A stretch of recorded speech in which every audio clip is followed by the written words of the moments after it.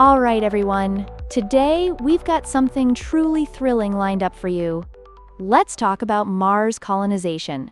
Can you believe it? The red planet has been a beacon of fascination for centuries. It's not just a mere speck in the night sky anymore. It's shaping up to be a potential sanctuary for humankind. Crazy, right? Initiatives like NASA's Artemis program and SpaceX's Starship are pushing us closer to this seemingly impossible dream. But here's the kicker. There are tons of hurdles we need to overcome. Radiation, air you can't breathe, and let's not underestimate the effects of isolation. It's like gearing up for the most extreme camping trip ever. But imagine that, 1,000,000 times tougher. Wow. Extreme camping. That's wild. So what do you think the first Martian campers will pack? Cozy sleeping bags or something even more bizarre? How does one even prep for 1,000,000 times worse situation? Chuckles.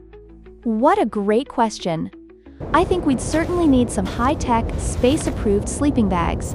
But consider this. Mars could actually be our backup plan for civilization in case we face catastrophic events on Earth. Imagine if we get hit by an asteroid or face an unforeseen disaster.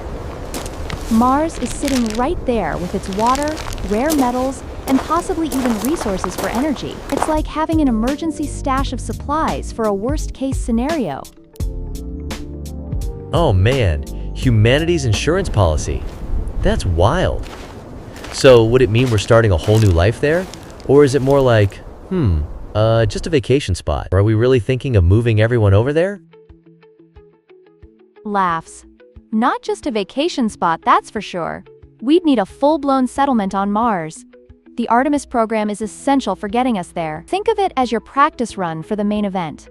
They're working on building a lunar gateway to test the technologies for Martian missions. It's all about taking what we learn and applying it to make that Mars habitat a reality. A lunar gateway? Oh man, that's like setting up camp while climbing Mount Everest, right? But isn't the moon dangerous too? Isn't it bombarded by those pesky asteroids? Exactly. The moon can be quite hostile. But we really need to experiment with resources and take on radiation there before we leap to Mars, where radiation exposure is a big deal. It's akin to using training wheels before flying down a steep hill. Whoa, training wheels on a mountain. Love that analogy.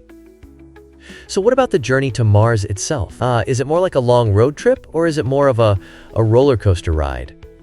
With all that microgravity stuff to consider. Haha, definitely more of a roller coaster. The effects of microgravity can really mess with your body during the trip. On top of that, there's the challenge of using Martian materials for building habitats. It's like trying to construct a home out of sand. We'll need advanced energy systems and a lot of creativity to survive there. Building with Martian materials?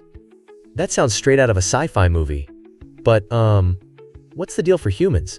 Surviving in such a toxic environment? How on earth are we going to handle health issues that pop up in low gravity? Now we're getting to the meat of the matter.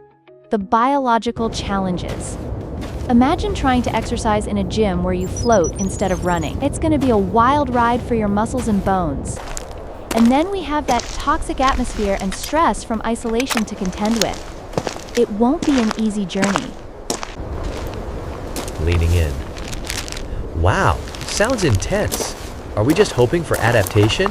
Or, are there plans to help us cope, like mind games or therapy? Fantastic point.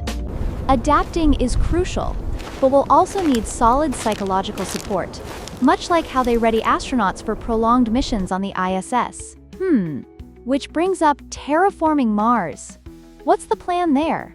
Is that purely sci-fi, or could it actually happen? Oh, terraforming. Like transforming Mars into a version of Earth? That's super cool. But wait, is there even enough carbon dioxide for that? And there's no magnetic field either, right? You got it.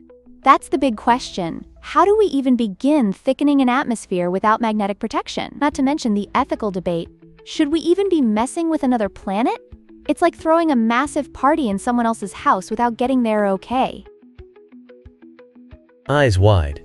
Yeah, definitely don't want to be asterisk that person. So, are there a ton of societal dilemmas we might face? Like, who's the boss there? And how do we ensure we don't repeat mistakes from Earth over on Mars? Absolutely.